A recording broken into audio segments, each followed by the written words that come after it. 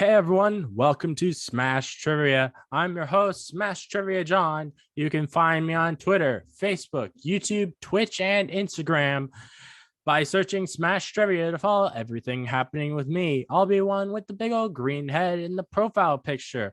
I'm so excited to get into this. This is the Gamma Analysis. Basically, in this series, I'm going to review everything Hulk, all the movies and TV shows, and maybe at some point I could get into comics, but that's a while off.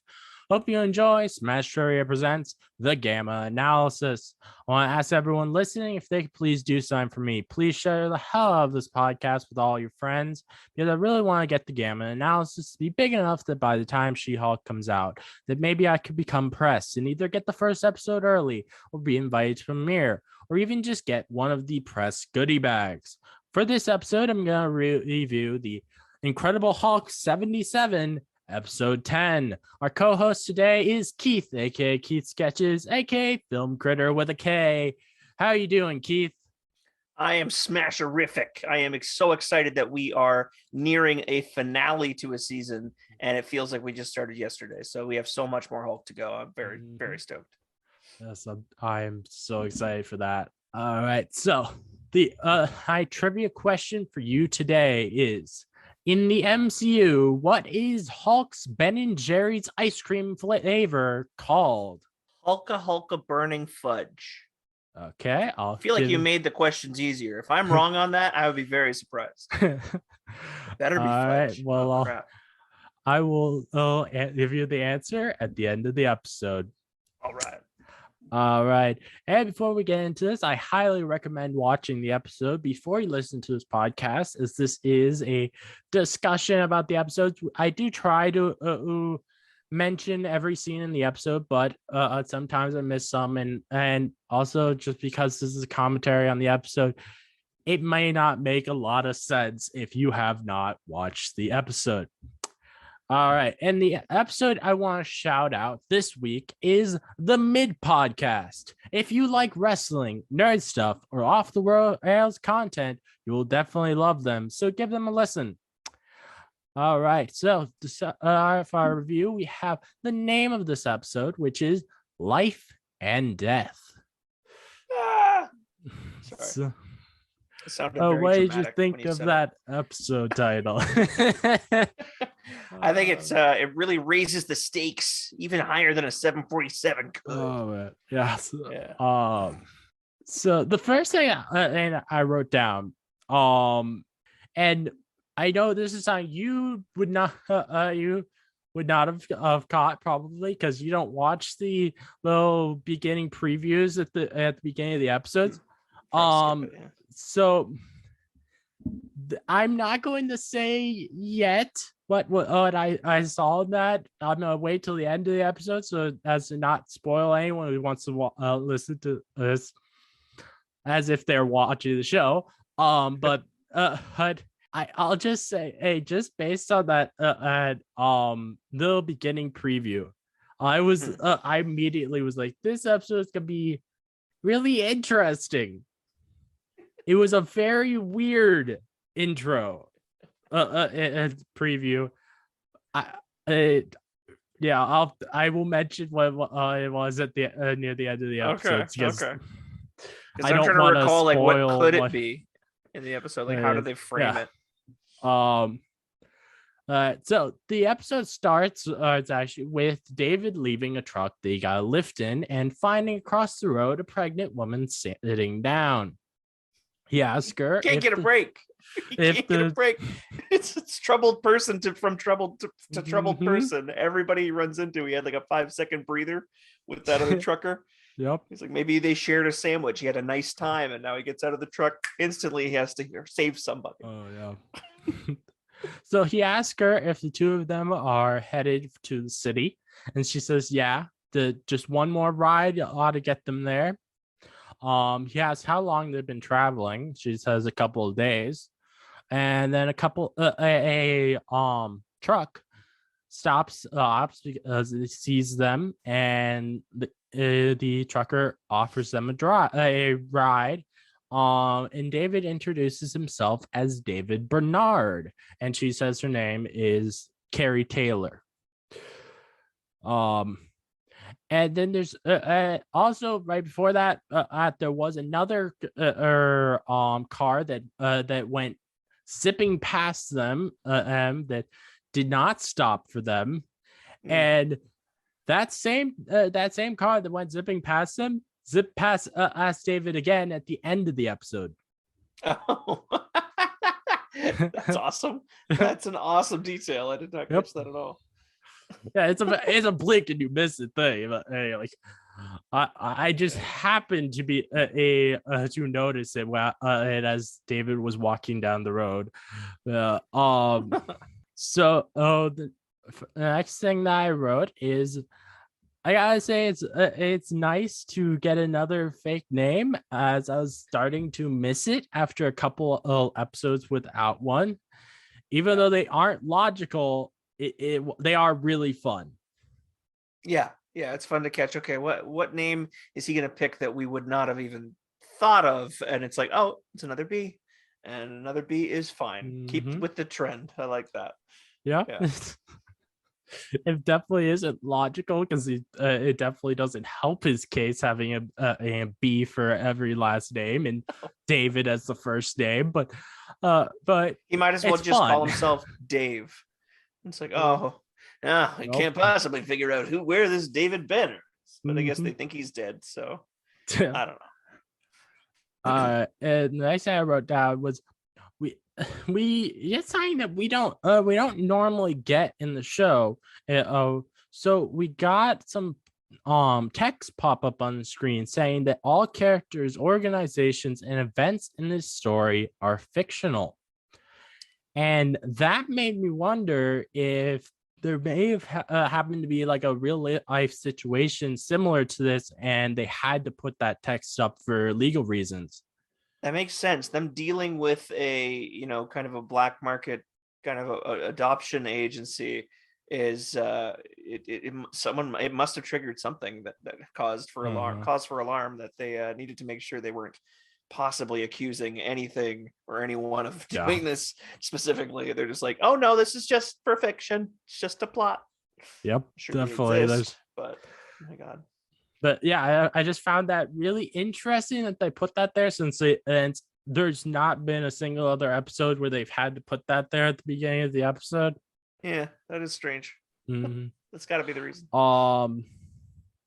So when they get to town, David asks Carrie where she's headed, and it's near the hospital, which prompts David to tell her that that's where he's going. And she asks if it's as a patient. He says yes, and she says, hope it's nothing serious.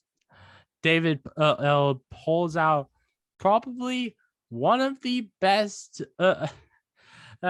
puns yet that he's had this entire series, which was, it's nothing to get worked up about. And he was that cheeky smile.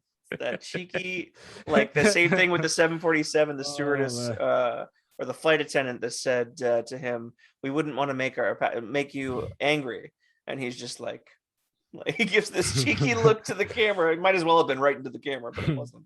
I thought that was pretty hilarious. Yep, definitely. I loved it when he said that. Nothing to get worked up about. It's not like it's a payphone that won't take my damn quarter. It's nothing like that. So she then offers David an apple as a truce for how she acted when they first met. And maybe I'm wrong, but I didn't notice her being rude when they first met. I do remember it being like she felt she was like distrusting of him, or like kind of standoffish at first or whatever. I don't think it was really all that far, and I think that she wasn't really expected to be all that. Nowadays, I wouldn't find it strange at all for a woman to be approached by a stranger on the side of the road and be a little standoffish. Yeah, it's like that's not a problem. Definitely. Yeah, maybe she felt obligated to apologize. Yeah. David tells her to think about all the things she has to look forward to: sleepless nights and a lot of moist diapers. Is that one of your favorite words? Oh, God. God. Some people really hate that word. I don't blame them, but I could really care less with that word. It's an odd choice for this. I Yep. always think damp. I was Like like, damp diapers. That's a baby's yeah, peak. it just was like it just felt a little weird to hear that episode. I'm like, what? Okay, yeah, okay. Couple and endless moist diapers. Finally, just what my life needed. Oh man. Um, the next thing I wrote down was that I found really interesting that David tells her about a baby sister he had. And that's not something that's a part of the comics. But I do find it very interesting that we're finally learning a bit about his childhood.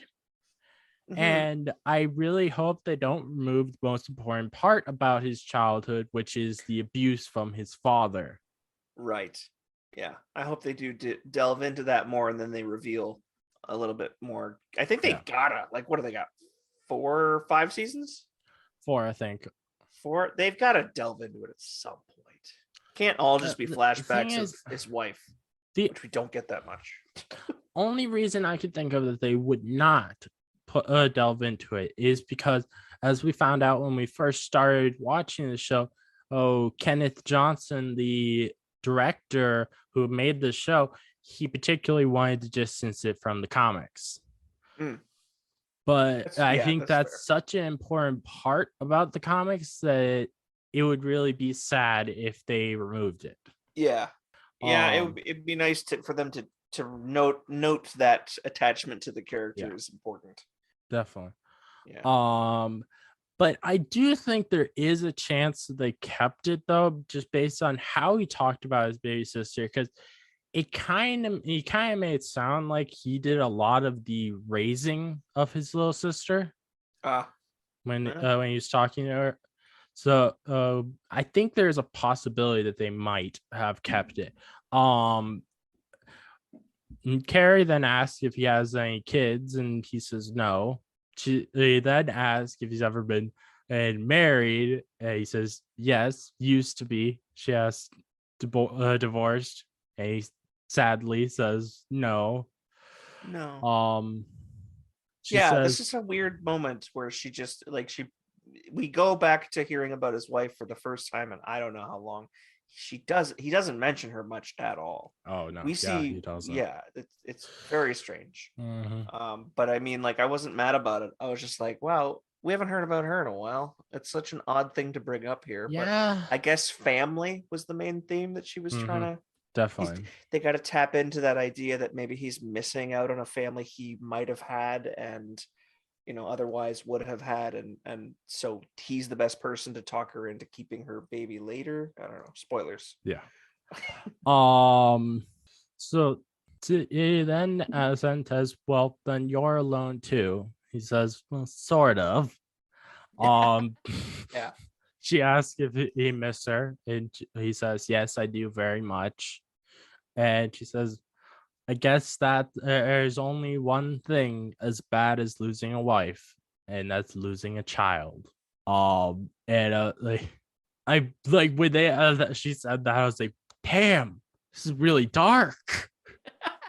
It is. But honestly, I really do love though that we're getting these very emotional scenes, because we really don't get that much in the show, and it really shows us how much of a damn good actor Bill Bixby is. Yes. He really turns on the charm in both these this 10th and 11th episode there. It's nice to see, because it was kind of campy jokes in the don't break a trucker loose change. Don't give a trucker an even break, I think it was. That's right. So that episode had like very little emotional anything, because the stakes were not that high. It was kind of like this fun little romp through the desert. But I do think both this episode and the 11th episode, which we are also recording the review for tonight, I think they are some of the best episodes that the show has had so far. Yep. There were some really good episodes. This is it. They're both in my top 5, I'd say. So the next thing that I wrote down is so we got to the house that Carrie said that her friends lived at, and I wrote, damn, her quote unquote friends are rich, and they're pretty rude over the buzzer. Some rude friends, and they live in the Matrix, which is like the first time I've ever seen that referenced. Well, it's definitely not a reference at this point. It's an early, early seeds being planted there for the Matrix later on in the 1990s. It's a very noteworthy last name, and I guess that does come in handy later when someone overhears, Matrix. I'm not going to forget that name easily. Yeah, that's where I dropped off Carrie. Yeah. So Carrie goes inside, and David heads to the hospital. So at the hospital, David goes to the nurse's station outside the obstetrics and the obstetrician. Is that what it said? No, it would, the short would be OBGYN. And gynecology department, and like I wrote, like, this is definitely not an area of the hospital that I would have expected David to go. Yeah. That was a little surprising. Obstetrics, is that what it said? Obstetrics sounds about right. Yes, I think that would be it. Yeah, obstetrician and gynecologist, or OBGYN. Yeah. That is not where, and that's what I think he gets like a shady look from the person at the counter, doesn't he? And she looks at him like, that man's not pregnant. So David asked for Dr. Rhodes, and the nurse he's in the genetics lab, and this is where she gives a look, and she asks him if his wife is a patient of his, and David responds, "No, I am."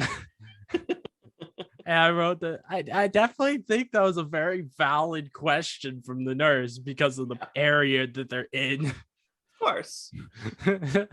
Yeah. No, she was right.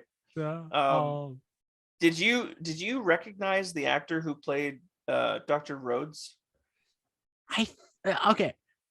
I definitely thought I did, but I was trying to look on IMDb, and none of the stuff he's been in I've watched. I recognized him right away because the only movie that I've really seen him in came out around the same time, and it's Dirty Harry, the original Clint Eastwood Dirty Harry. He played the killer, and he's the guy who, when Dirty Harry says the famous line, "I know what you're thinking, punk. Did he fire 6 shots or only 5? Could ask yourself a question. You feeling lucky?" That part, he's the punk. He's the punk who's being asked that question. He was really also on Star Trek Deep Space Nine for several years. But yeah, this guy can play, like, that's why when I saw him, I was like, I don't trust this man because he plays villains a lot. And I was like, I have a feeling that this man is up to something. He seems really nice at first. So yeah, he turn does. it on and off. Yeah. So next thing I wrote was that I love that we're finally getting more sciencey stuff, and again, just like I remember saying in the pilot episode, I love how they show in this show stuff that's supposed to be under a microscope. Like, it looks really good when they show things like that. They've clearly looked through a lot of microscopes before they make their, like, simulations of one. They're like special effects. It was good. We find out that David came to be a human test subject, and we know what it is for now. But like, at the time I had wrote, I wonder what this is for and how the gamma in him will affect it. And we find out immediately after writing that at the so there's a little connection found between aggression and an additional agnion thionine link in the DNA, but there's not much. So this is an untested legal surgery, which I wrote at the time, and we know how this turns out now, but I wrote at the time, I feel like that won't turn out well. Well, it certainly won't cure him. They can't have the all 4 seasons if they cure him. Yeah. So I was surprised at how trusting he was of Dr. Rhodes so off the bat, but it was like, I get his desperation. I think that's what we're seeing, is he's getting a little bit more and a little bit more desperate the longer we see him unable to cure himself. So yeah, even though he's helped tons of people, he's not really recognizing it as much as he could. He doesn't seem to realize how much Hulk helps people. The next thing I wrote down was, holy shit, that's terrifying that they're injecting a mutant cell into his brain. That I can't imagine being like, oh, I'm just gonna go to a legal untested surgery to have a mutant cell put in my brain. That nowadays sound fun. I mean, that was the 1970s. Nowadays, it would be in like a nasal spray. You wouldn't even need this injection. It'd be just like, oh, okay, I have a mutant cell in my brain now, and it tastes a little bit like hibiscus. Yeah. Anyway. Oh man, I think your cat wants to be in the podcast. She does. She has opinions about everything I watch. Yes. Yeah. She also just wants to look outside, apparently. Does she think that Hulk's caked? Do you think Hulk is caked? She said no comment. Oh, yes. Oh, man. The next I wrote was that as I look at David's cell, Dr. Rhodes starts telling him how he's going to remove the link. And I noticed for a split second, and this goes to show that the actor playing Dr. Rhodes, this is obviously early in his career, and he's probably not that great at acting, because he stares at the camera instead of David. See, I did not realize that. That is wow. Yep. Good for him. That's bold. That's what I found that hilarious when I saw that. Like, oh my god. Oh man. That he could use a couple more hours in the acting school. Yeah. Sounds like it. It's like a bit of unintentional breaking the fourth wall. Yeah. It's always better when it's unplanned. It's more organic. Yes. So Dr. Rhodes has Tina, his assistant, and put the sample in the incubator for exactly 2 hours. He wants to have the surgery at exactly 4 p.m. And so he offers to buy David a coffee while they wait. And while they're walking, David asks how much the hospital pays for Rhodes' research. And he responds, not a cent. Interesting.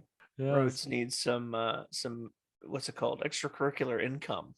Yes. Interesting. So the next thing I wrote down was that David follows Dr. Rhodes because Dr. Rhodes got called into a patient's room, where we find out that she's not a patient of his, and that she gave birth after collapsing while walking, and the baby is nowhere. Oh dear. And I wrote that, man, I can't imagine how utterly terrifying that would be for her. Yeah. And she mentioned and Matrix took my baby, which is the house that Carrie went to.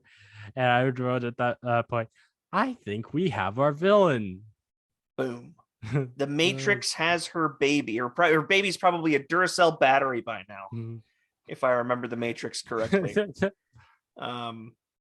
She's probably like sitting in a soup, powering computers, right? Yes. You saw the Matrix. You know, I don't think they revealed of the 3 people at Matrix house which one of them actually is quote unquote Matrix.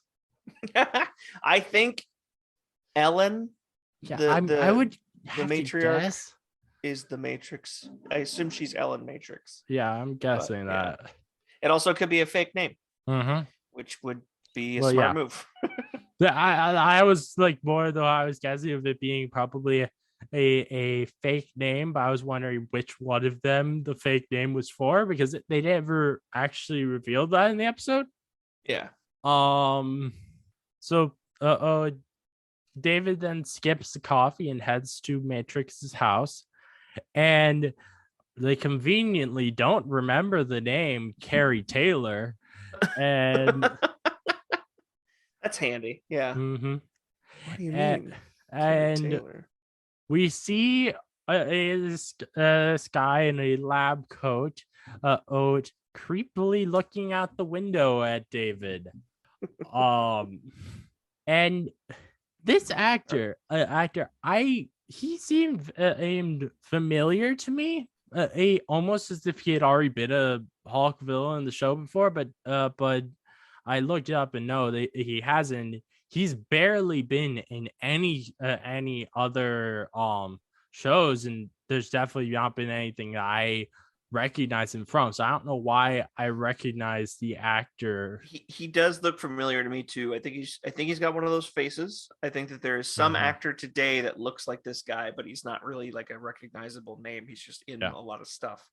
But I couldn't place it either. I wouldn't put it past recast some of the casting of some other characters, and people are in shows multiple times under completely different seasons. I wouldn't put it past them either, but I would have been very surprised if within the same season the same actor played multiple villains. Very true. But I was really when we saw him in the window, I immediately thought he was going to be the main villain. Me too. That's that's our brains being sexist again. We couldn't possibly fathom that the woman would be the villain. It's we didn't know that we didn't know that there was a woman. That's true. It's before we saw her. Yeah, like men are villains. It really surprised me later because this guy doesn't really have much of a role to play, actually. Not at all. He really doesn't. He's like a placeholder for someone to talk to when Dr. Rhodes isn't there or something. Like he was just a thug, but not one that I would have called a typical thug. I don't know. Thug in a lab coat. Yeah, I think later in the episode, like I called him like a goon with a raise. Yes, he's a white collar goon. Yeah, for sure. So we then and see David climbs the fence and finds Carrie in the backyard, and she started having contractions, and they told her to just keep walking. And somehow that doesn't to me sound like good advice. I feel like once you're having contractions, maybe this is the point where you should start laying down and definitely not doing a lot of walking. I think they fail. She hasn't told him, or I guess she's not supposed to tell him that they're going to deliver the baby there. So they're trying to induce the labor as opposed to, make her more comfortable in any shape or form. Yeah. But I feel like that's something very simple, just to have her sit down when she has her contractions. But to tell her literally to do the opposite, walk around a lot. I don't know about people. That. Yeah, but the Matrix is evil. Yes. Neo would have told her to sit down. Yeah. I'll stop at some point. So Matrix is selling the babies, and if I had to guess, this is not a legal form of adoption. Unlikely. Yeah, it doesn't Yeah. sound like there's a whole lot of paperwork properly filled out. Mm-hmm. Definitely. So here we find out that Dr. Rhodes is involved with this. And honestly, I kind of wish he wasn't, because Yeah. I don't feel like these two stories in the episode needed to connect. Like, if like, and I understand why they have it involved, because he needs someone to pay for his research, but they could have easily just said that the hospital pays for his research and he wouldn't have to be involved. Because I don't think I think some stories in an episode, sometimes it makes sense for them to both connect together, but I think Mhm. it doesn't always have to. Well, it's so coincidental at this point. It's like the simple fact that they both went back to the house at the to the Matrix house at the same time. Like the fact that he even ran into Carrie before meeting with Dr. Rhodes, like it's Mhm. just so coincidental that it feels less likely and feels unnecessary. But Yeah. I mean, at the same time, if Rhodes wasn't a part of this, adoption ring, this illegal adoption ring, then he might have cured David, and we can't have that. He has to I he has to either screw it up or be a villain. Yeah. Um Though I feel like, honestly, what would have happened if they hadn't gone the route of him being a part of this ring, is that when he tried doing the surgery, it would end up failing, and instead of making um him be cured, it would make Hulk be stronger, Mm, and that would have like been cool too. maybe a little bit less anger to get to the point where Hulk comes out. Mhm. I That's true. could I Or could like easily have seen something like that happen. give him like his procedure might like give him like a haircut or something. Like make his hair a little less crazy. I don't know. It's the 80s though, or Yeah. 70s. People had different hair back then. I just got to accept it. Yeah. So when Dr. Rhodes talks to Ellen inside while David is still outside trying to convince Carrie to keep her baby. And when they realize David is out there, Rhodes starts hiding behind the two other people, because he doesn't want David, obviously, to see that he's there. Yep.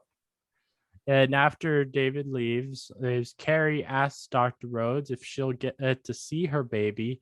And he tells her, for a while, but it's better that she not see them much, because then she can forget the situation. Um, Yeah. and I've wrote, like, I feel like no one would ever forget um losing their baby. Yeah. Yeah. I Like, feel like no matter the amount of even time you get to spend with them. even if it's a legal process with adoption, and they're going to remember that for the rest of their life, Oh, for sure. whether they feel guilty about it or not. They're going to remember that. Yeah. There's no way you don't remember that. Dr. Rhodes has something to learn about bedside manner Mhm. when it comes to his Yeah. illegal black market adoption So, agency. Ellen then tells Dr. Rhodes that she believes they might be either cops or trying to blackmail them, because they called about the same time the week before. Even And she's drawing conclusions about the coincidence of that. She's like, it seems kind of fishy. They yeah, must be blackmailers. It's like yes, it is that coincidental. yeah, That's the only explanation. and like I wrote at that point, I was like, yeah, that's quite the quinkadink. And that's part of why I say I feel like these stories didn't really need to connect. It kind of feels forced, even, that they're connected like this. Yeah, I don't Um, disagree. so Ellen wants him to make sure something bad happens during David's procedure, since they won't be liable for it. And this scene, it kind of reminds me of the second episode of the show, Death in the Family.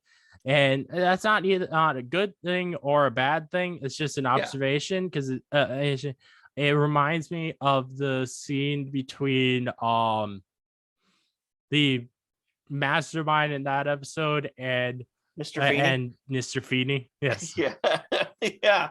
I was thinking the same thing. And then like, I remember Mr. Feeney being a lot less under her thumb than Mr. Rhodes or Dr. Rhodes seems to be in this.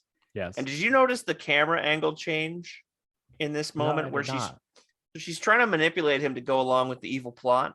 And he sits down, so he ends up being much shorter than her, but the angle from the camera is already like below them, so it looks like she's like towering over him while manipulating him. And this like, it was like a kind of shaky handheld shot, but I respect the idea that someone put a little fresh pizzazz into the camera work of something like this. It's a very tense little scene. That's really cool. So the next thing we always see is David signing the release, and I find this to actually be really funny. So that like the reason I wanted thought to have something bad happen is during David's procedures, because then they won't be liable because he signed away his rights. But because though the hospital doesn't know this, his signature means nothing because his name is not David Bernard. Got him. Yeah. Oh my god. Really pulled one over on them. I do wonder what the legality of him with him faking his death. If could he technically actually sue them? Or would it not be actually technically allowed because he's, I guess, technically dead from a legal standpoint? I don't know. I don't know how that would work. I would imagine they'd probably get more shit than he would, but also they don't have laws about dead people suing people. Yeah, I feel like that'd be, I think that would be something very interesting to see, like how a lawsuit like that would go. Yeah. Agreed. Yeah, I would want to see that on Judge Judy. Which one of the TV movies that is a follow-up to this show has him in a courtroom, so there's some kind of lawsuit going on in that TV movie. But that immediately after I wrote that down with the about how they technically that signature means nothing, like immediately I was like, that actually sounds really interesting. What would come of that if he actually decided to sue them? Oh man, the simple fact that like nowadays people can, I don't know, I feel like the legalities behind signatures are very different now. Yeah. Because you could just you could type it and then fill out one of those things that says I'm not a robot, and with one of those picture quizzes. Like, oh crap, David Bernard is David Banner. We know because he was able to identify all the bicycles. We can tell. So they tie down David, and David says I can't begin to tell you how uncomfortable this is. And Dr. Rhodes says, it has to be. You don't want me to miss, do you? And David asks how long before he'll feel the results, and Dr. Rhodes says, I don't think you will. It only shows up in your DNA.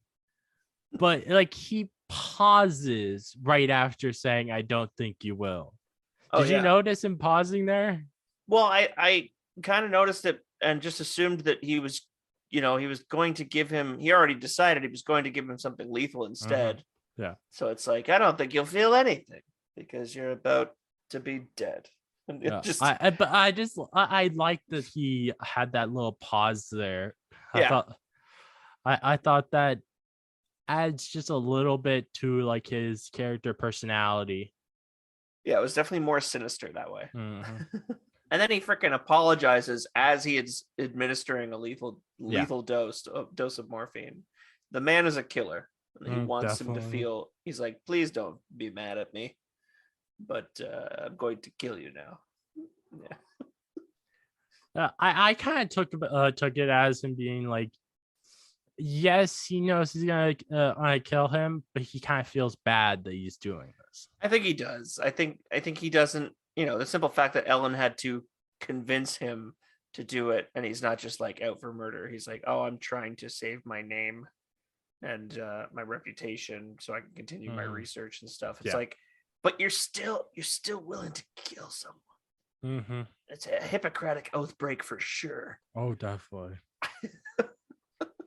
So David then says, I don't think you have the right needle. It's too short.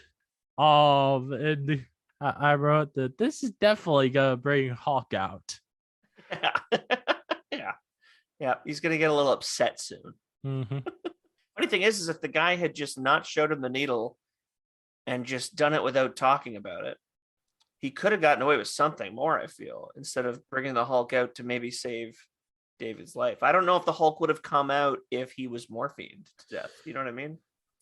So, I mean, obviously it's the script. You can't kill him, but you certainly shouldn't. But it's its own fault is what I'm saying. Yeah.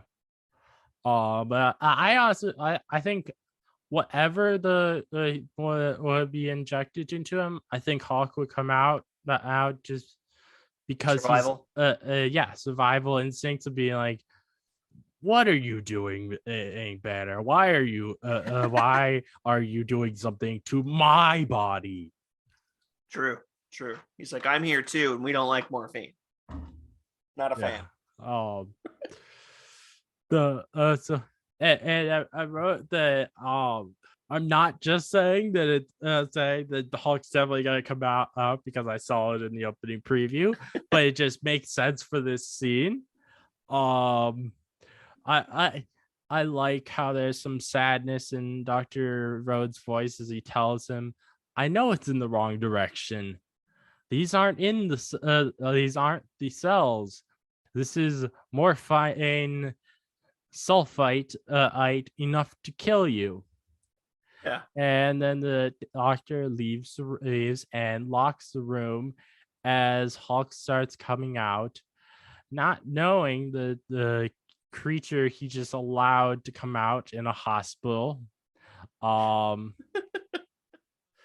I love seeing this like slightly subdued Hulk in the window shadow pulling down a light. Yeah. In the window, he's just flexing. His silhouette's just flexing, and he knows he's supposed to do a few key things. He knows he's supposed to flex. He knows he's supposed to knock things over, and it kind of reminded me of like Ruffalo and Endgame Hulk, where he's just like, well, this is gratuitous, and he just kind of just and starts throwing things. I thought that was pretty hilarious to watch him kind of go to his baser instincts. He's like, I'm supposed to wreck something, I think, but I'm not 100% on this.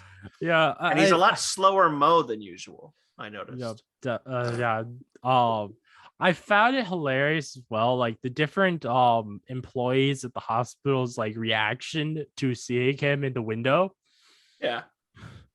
And once he comes out, I kind of like that bluish green shredded shirt on Hulk. I think it works on him. You think he wore it well? Yes. I think does he not always have a bluish shredded shirt? I don't think it's when he has a shirt. I think it's always a different color shirt that he wears, but this particular shirt already kind of looked good, I thought. Fair. Maybe they're making the shredded look a little bit more fashionable. Yes. Maybe it's growing on us. No pun intended there. But Hulk is as green. He's as high and green as the gherkin in spring. He's as high and green as a hippie in a helicopter on St. Patty's Day. That's what I wrote down. because I had nothing better to do than try and find high green comparisons. Oh man.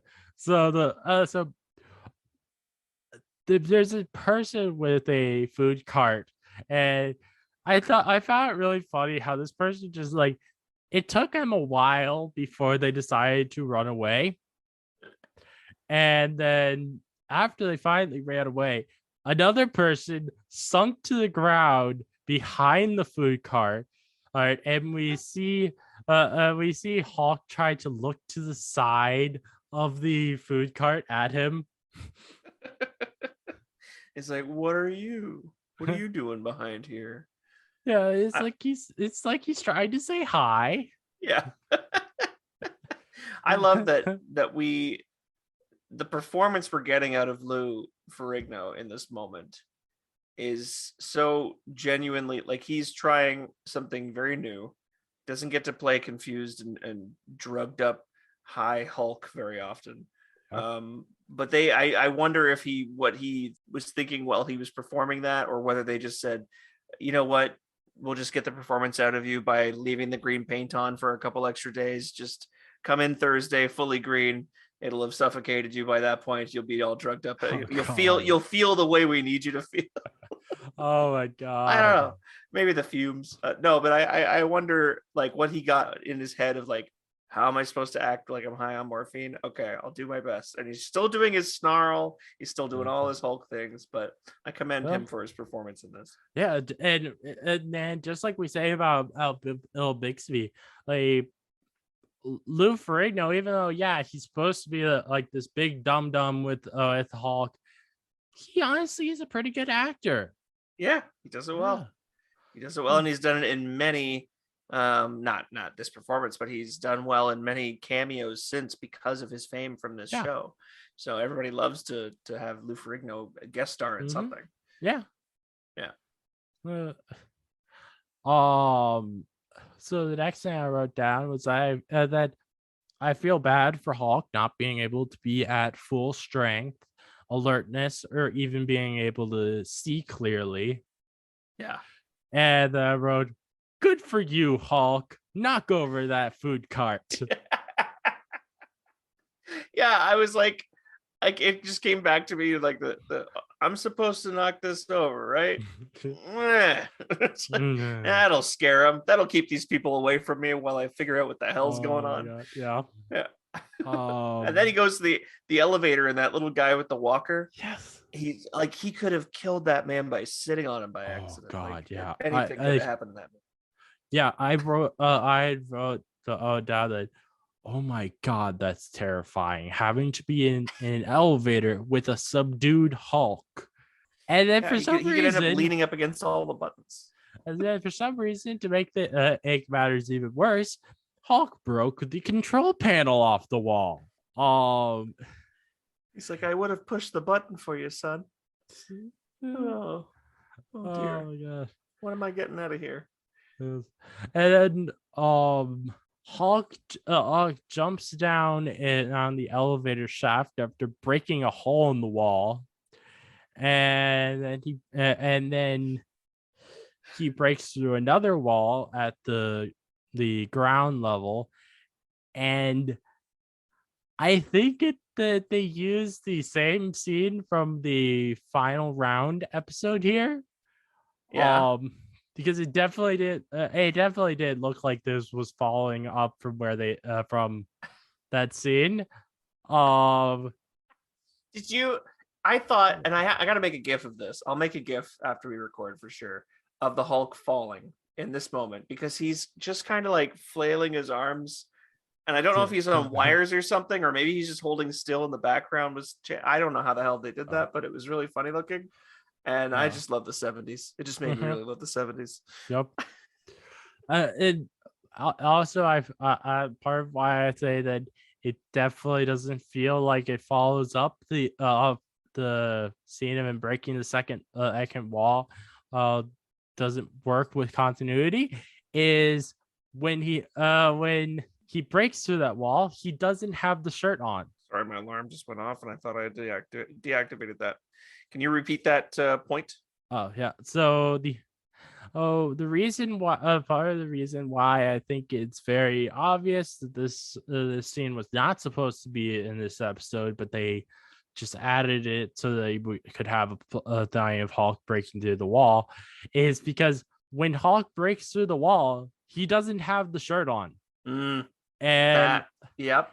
That's a they good could have point. done such a simple thing to make it help continuity just by having Hulk take the shirt off before he breaks through the wall. It would have Yep. helped it so much, but they But they wouldn't didn't have do thought of that. that. So Yeah. they didn't do that. So so you see, have the shirt on while he's in the elevator shaft, not have it while breaking through the wall, but then have it again when he gets outside. You know what probably happened? They might have shot another breaking through a wall moment with the shirt on, and somebody screwed up or something. The angle didn't work right or whatever. And maybe one of the fake bricks blew off and hit the camera in the lens. Who knows? But like they might have had to resort to, oh shit, we don't have a second breakaway wall. We might have to use some stock footage, some old footage. But yeah, I mean that thinking about this stuff in post production is yeah, it's hard to catch everything, but it is really sad that they couldn't fix that one. Yeah. I didn't even notice. I was just laughing so damn hard at him flailing his little arms when he was falling down the elevator shaft. I'm telling you, this GIF is going to make you laugh. Yeah, I probably will. There's definitely a worse mistake in the episode in the other episode we're reviewing tonight than that one. So Okay. that's not nearly that's not terrible. This one. So back to our review. We see Hawk fumbling around outside till he sits down, seemingly to turn back into David. But there's something different about this transformation back. We see flashing white lights and then a brief close up of David's face, almost looking like he's dead, but then it cuts to a normal looking David. Huh. That was really weird when we saw that and kind of creepy. Well, yeah, it sounds fairly creepier than any Hulk or to David transformation before. Did you notice it? I didn't notice that. It's making me want to bring it up right now, which I can. He's getting outside, and he's got blurred vision.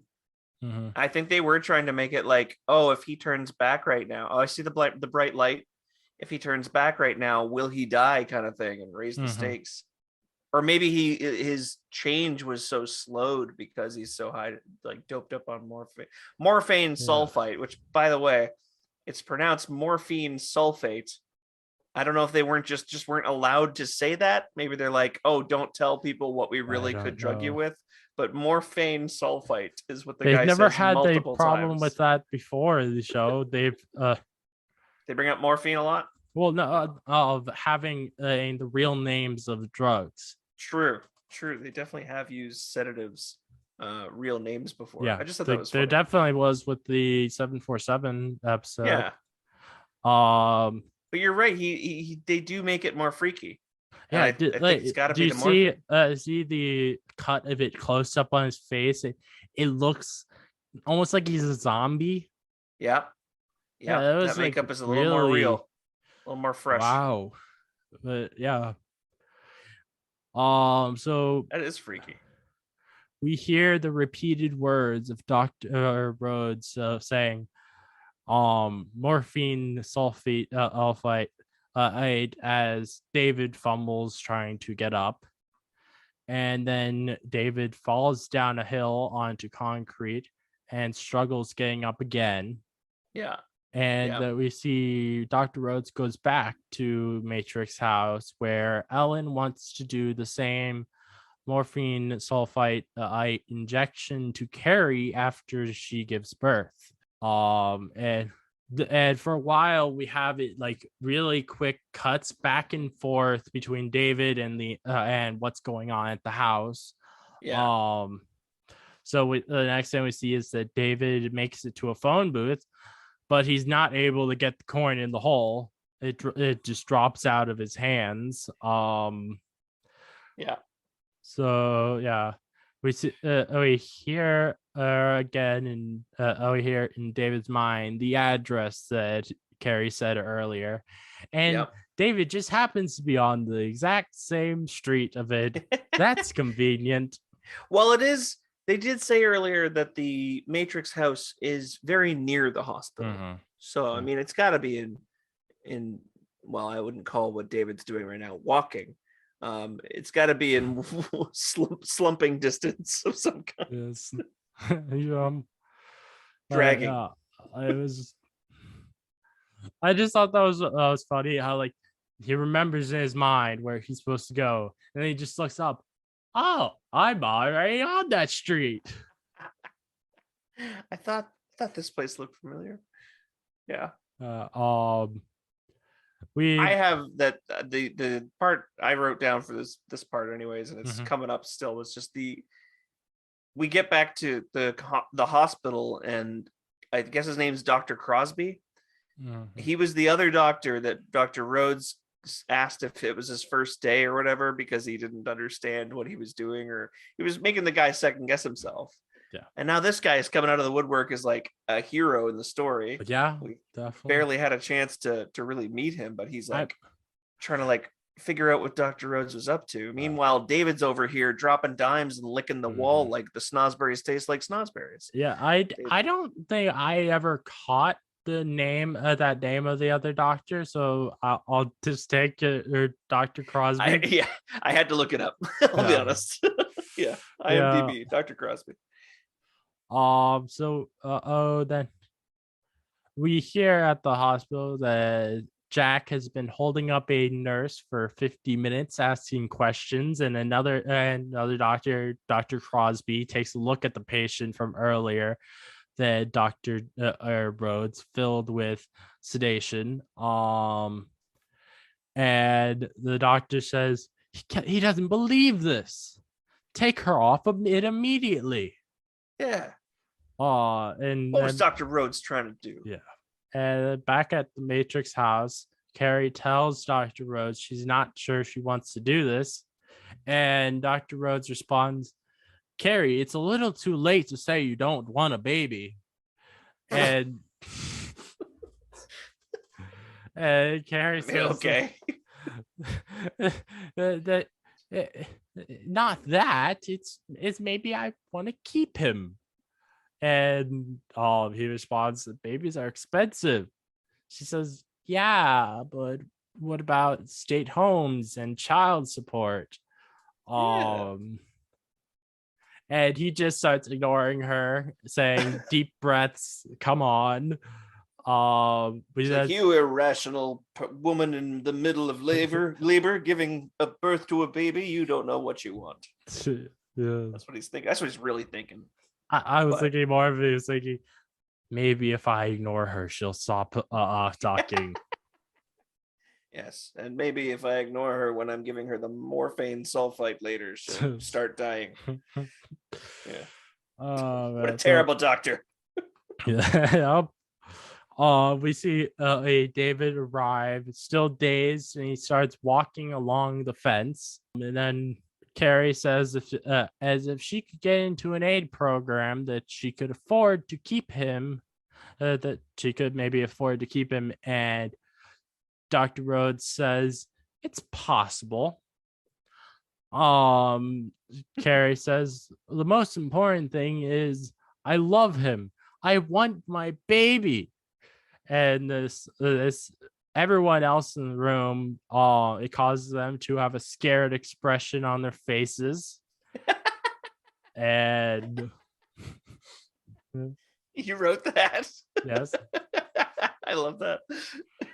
I just imagine it's like, they're jumping. I want my baby, because she does scream it, right?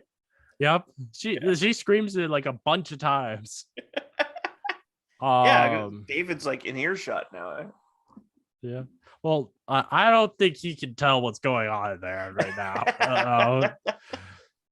So we see David trying to climb the wall, while we hear more repeated lines from earlier in the episode. And I wrote something that So I hilariously though, I at least to me, it looked like he was humping the wall and getting satisfaction from it. I remember the exact couple frames that you're talking about where he is absolutely leaning into the wall and his face is probably because he's acting drunk or acting doped up. He's he's still high as a hippie in a helicopter, and it's just not a it's not a great look for those couple seconds. But hey, that's why we're like, if you took that out of context, just showed someone just that scene, they would be like, I'll make 2 gifs. What the hell? What the hell is going on here? I will find that gif. I will make that gif as well. Oh my god. Carrie decides she wants her baby, and David's sheer will to live keeps snapping him out of succumbing, not only for him to live, but for him to save others, because he keeps having those flashbacks of like, I'm gonna use this stuff on both you and the girl. And I hate to do it, whatever. And he's not gonna let it happen if he has to slowly fall at them himself. Yeah. And he probably would. If he can make it up those fucking stairs or over that wall. Sorry, we're still at the wall because of the humping. David and finally gets to the wooden gate and he's able to get it open.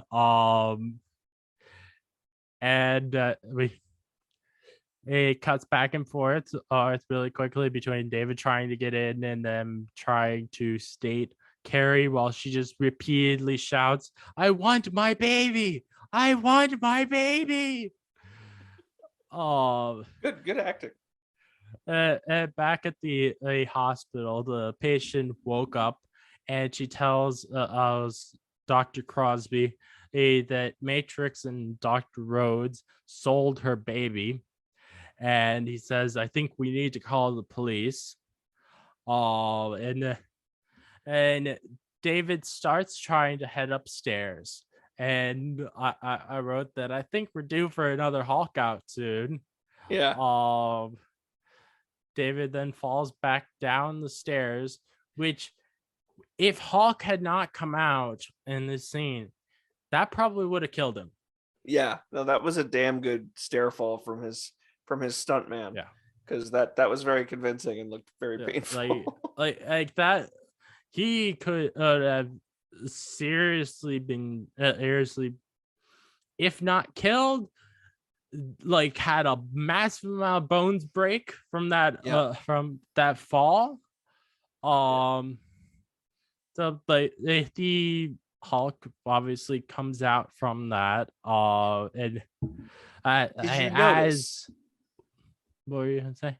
Did you notice that as they're, because you can still hear them delivering the baby upstairs, the second that Hulk, they're saying he's coming, keep pushing, and then in the second that David turns toward the camera with his white eyes, Dr. Rhodes upstairs goes, there he is.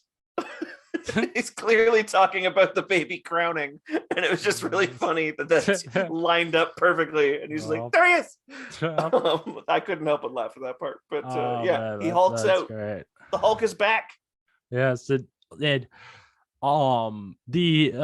see as he's slowly turning into Hulk, and I'm guessing just like with the 747 episode, like he was very much trying to fight the Hulk coming out like he did in the 747 episode, and I'm guessing that's why he's a slow transformation.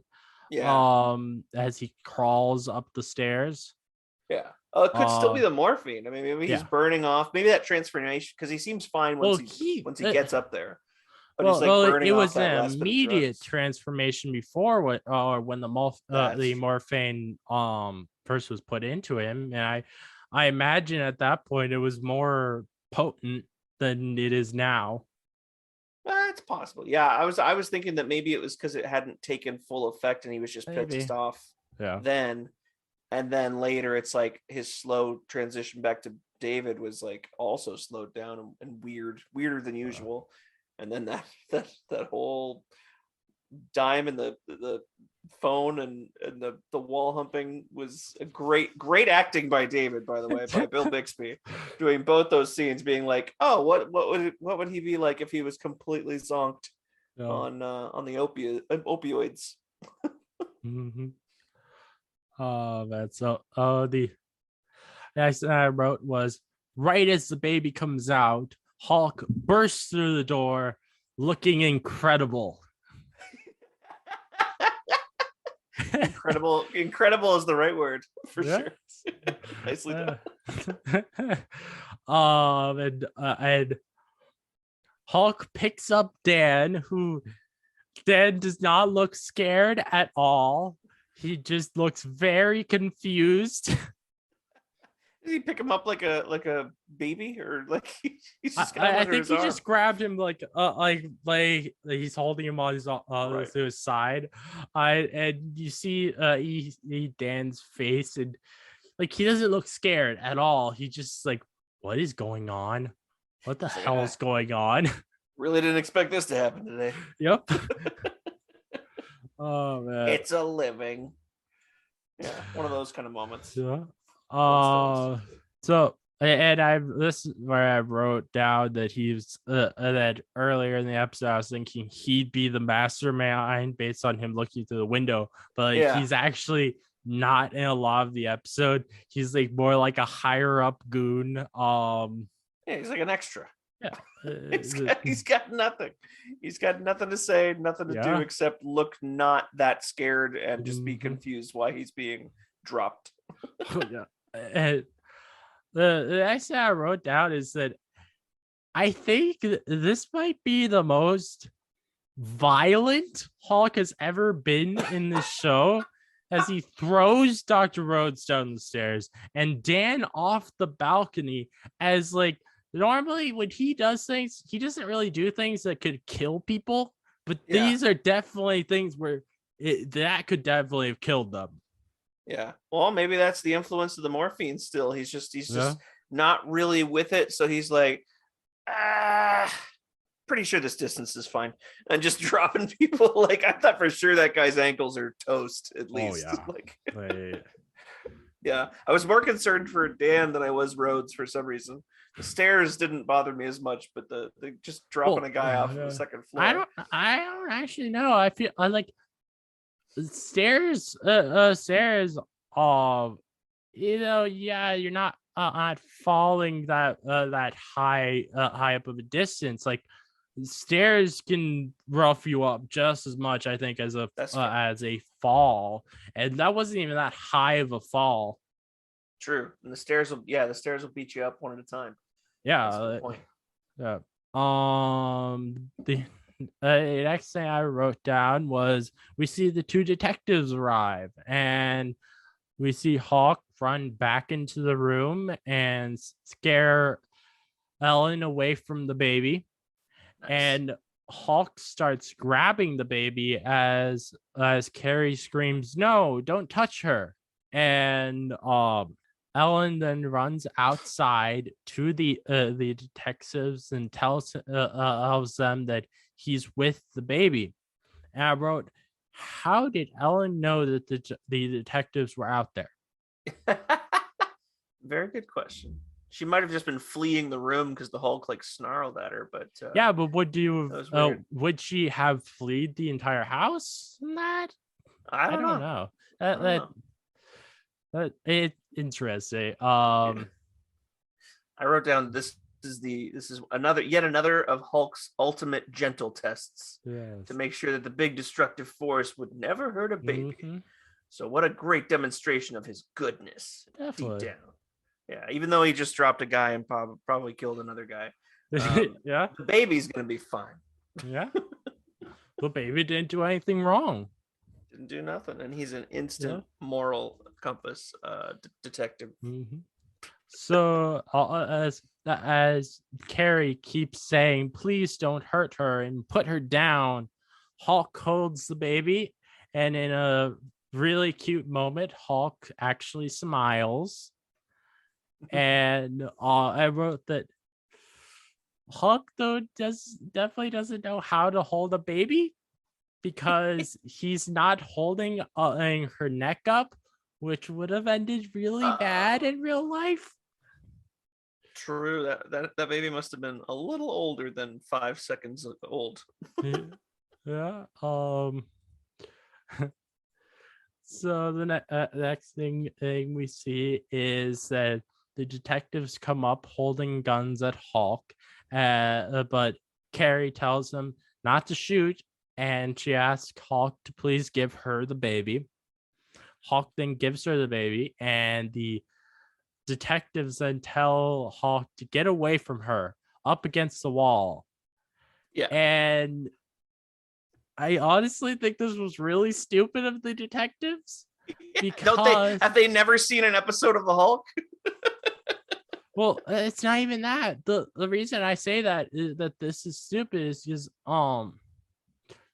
if I were these detectives, I would not tell someone to to go up against the wall all that's across from them, because now if they shoot him, and now Carrie and the baby are right in the line of fire.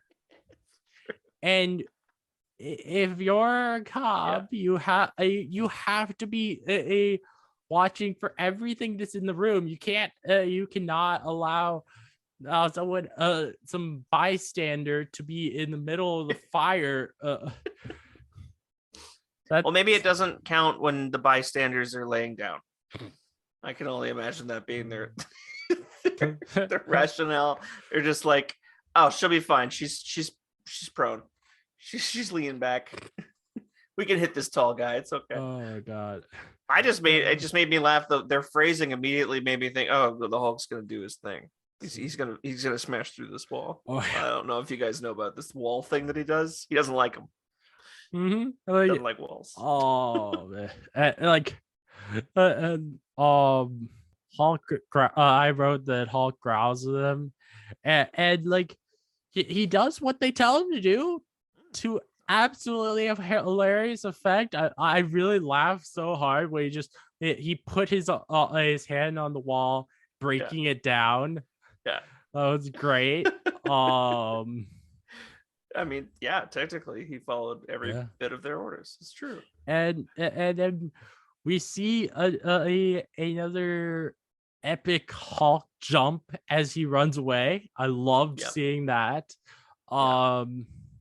We then see David and Carrie back at the hospital, and David asks if she has a name for her. And she says it would be easy if she were a boy, then the name would be David. And David responds with how out Davidette, Davidia, Devona. And she says, how about not? I thought that was hilarious. It was another really warm moment from Bill Bixby where like it showed his acting chops and his charm, and he just seems like a really charming guy, and he's great in the comedic moments, but he's a real flirt is what he is. That's why he's got all these love interests. But not Carrie, not this episode. Yeah, and I really like that they did not push them into a relationship in this episode. I thought that was really great. Yeah, they have more of like a more of a friend kind of chemistry. Yeah, they did, and that's why what I wanted him to have with Joni in the last one. But yeah, obviously that isn't what happens. Yeah, and then this comes over the intercom. Mm-hmm.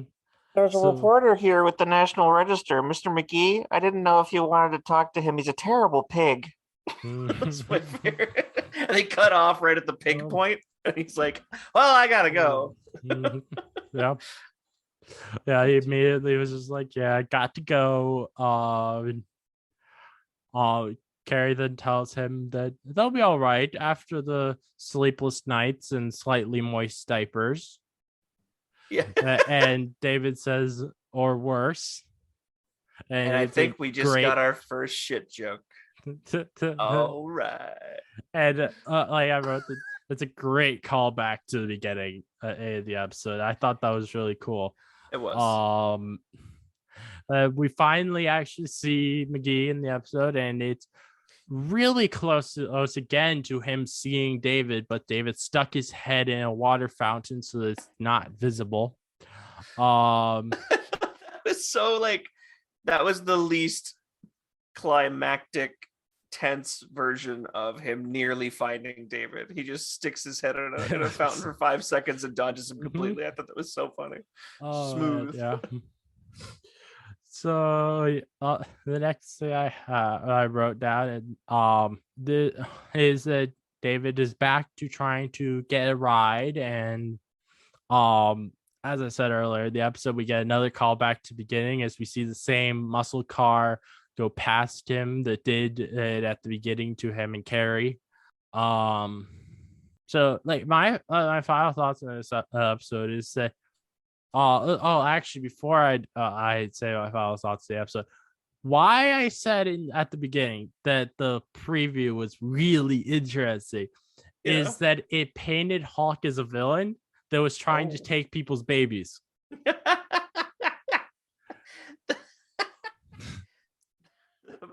I can imagine like a casual viewer that being their first ever episode, and they sit down with their parents watching the Incredible Hulk, and they're just like, what the hell are you guys watching? Why is there a show about this goblin, this massive roided out goblin that steals people's babies?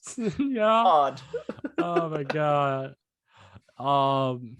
So I like, honestly, if there's not really any character development from David after this episode, and also by extension next episode, like he starts realizing how Hulk is a hero.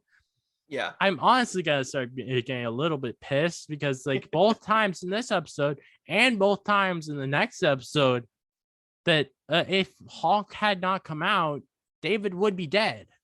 Yeah. And I wrote that I think this was a pretty damn good episode. I really enjoyed it, and I really do hope we start finding out more about David's childhood. Sadly, there was no good Hulk cake shots in this episode. Hulk wasn't as caked in this one, or at least we didn't get the chance to see it. I guess the camera just wasn't up in that area. So do you have any final thoughts on this episode? I think this episode, the idea behind it, highly hinged on the question, what would it be like if Hulk was turned on morphine? And I think that we saw that. They sought out to answer that. We got that answer, but it wasn't just him being doped up. We got to see what the Hulk and Banner would be like if they were both mustering great concentration and control in order to save a life. And it was a good episode. I think of the 10 we've watched so far, it lies somewhere in the middle for me, if not in the top, like a top 5. But like, is what you're saying about, you'll be kind of pissed if they don't show him acknowledging the Hulk being a hero more going forward. I think back to those first episodes where he was desperately trying to stop people from bringing out the Hulk, and it's not so much about that anymore. And I think we'll see it more so in the next one as well. But he's not so much stopping people from letting the Hulk out. He's just kind of stopping bad things from happening, and the Hulk comes out as a byproduct of him, reaching a boiling point. But in no way is he like warning anybody anymore.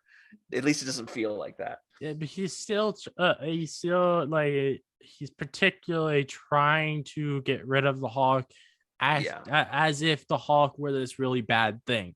And that's true. I feel like he really does need to realize that there is something good about this guy. Yeah.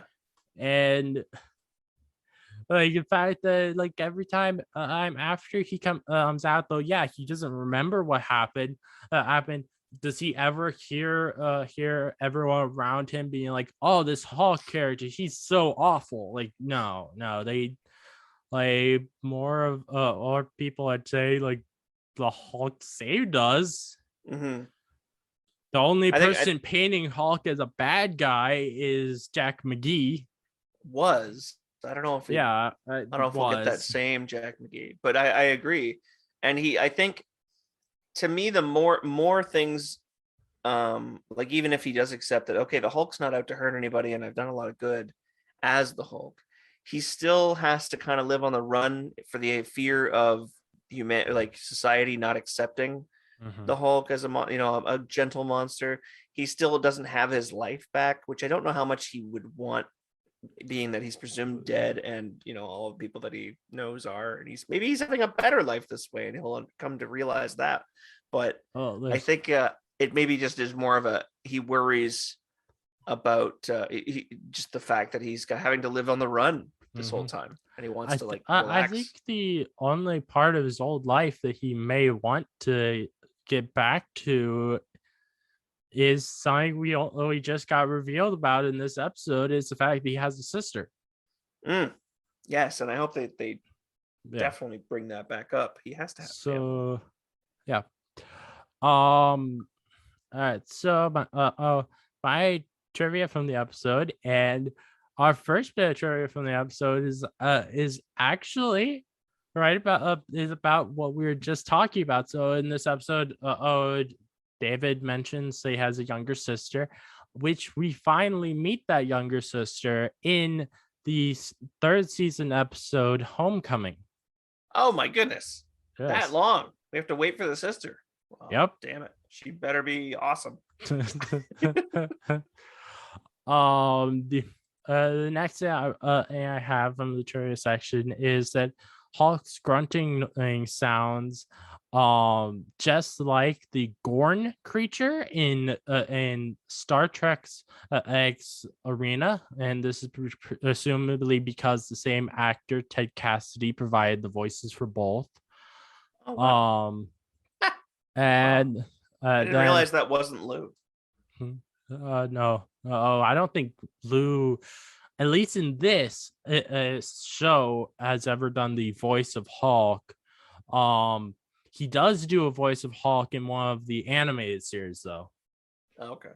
Yeah, which I find interesting. He's like he voices Hulk in an animated series, but he doesn't voice Hulk when he actually playing him. It is weird. It makes me Uh, wonder what problem they had with mhm, him doing the voice himself. Seems yeah. expensive to have someone else do it. Then and I also had some trivia from the Hulk wiki, and the that was that the actors Andrew Robinson and Jack Colvin would later be a part of the Child's Play film series, which was produced, was bought and distributed by Universal Studios. The same distributor for this series is Colvin, which Colvin is I think that's the actor who plays Jack McGee. He would play Dr. Ardmore in the first Child's Play movie, and while Robinson and would play Sergeant Botnick in Child's Play 3.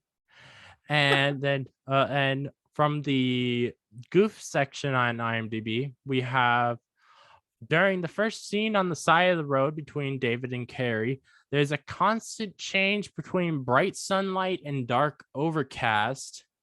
And then the next thing I have is that when Hulk is in the hospital, after the nurse phones for security, the PA system says security to OBGYN immediately.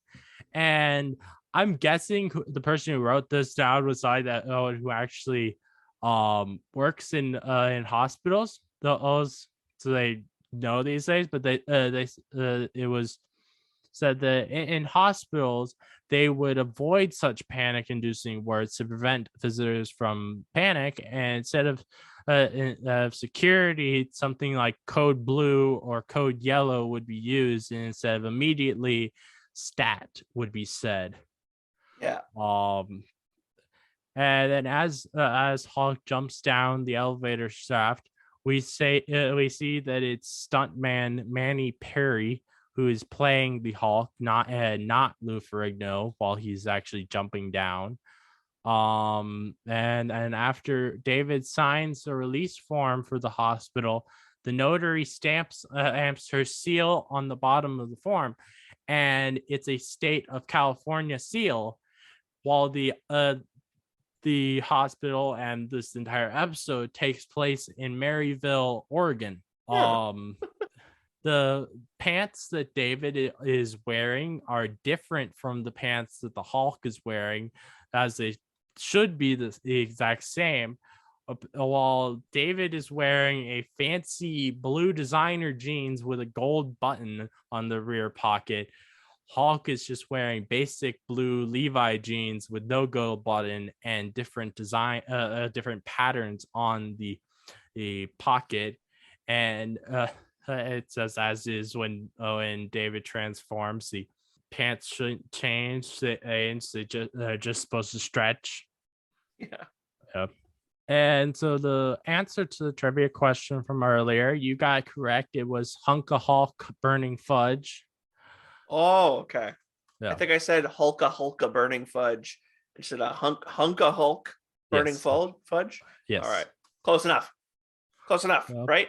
I get points? Yeah. Woo! So I feel, that I like the name, but I don't understand why that's his flavor, because I don't see fudge really making sense with the Hulk. Well, well, I think the idea must come from Hunka burning love. Yeah. Like people are just in love with that, or they think that the Hulk is a hunk, and that's the brain trust behind Ben and Jerry's that came up with that. Mm-hmm. So, they don't, I really wish they would release those flavors in real life that they have in the MCU. That'd be cool. Although, what's the Iron Man one? I seem to remember like Stark raving raisins or something. Yeah.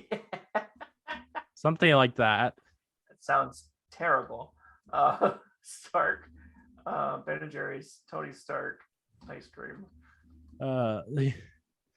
Like I would probably, if I were to make something that's supposed to be Hulk themed as a dessert, I would probably try to do like something maybe mint flavored and not probably a fudge.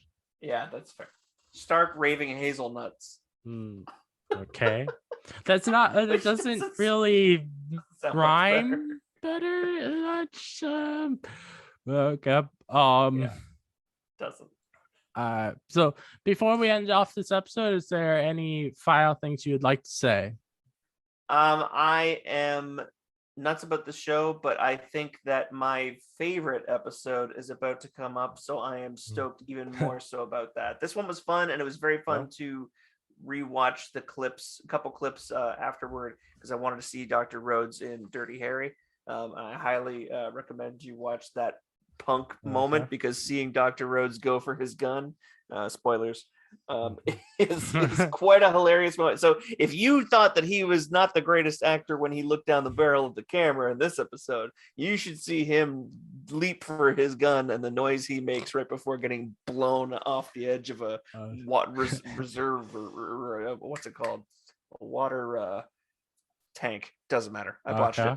Anyways, the guy is not the greatest in that moment either. That's what I'm saying. But it probably makes for a hilarious moment. It is. It's something my sister and I would quote and mimic because of how silly he sounds when he reaches for his gun. But anyways, we'll share that in Twitter. All right. So thank you for listening. If you like this Gamma analysis, please give a 5-star review. And you can do that on both Spotify and on Apple Podcast. If you do it on Apple Podcast, you can actually leave us an entire review and not just do a rating. And so we would highly appreciate if you could do that for us. I'd love to hear your thoughts in the episode, so please let me know. And if you'd like to listen to more from me, please subscribe.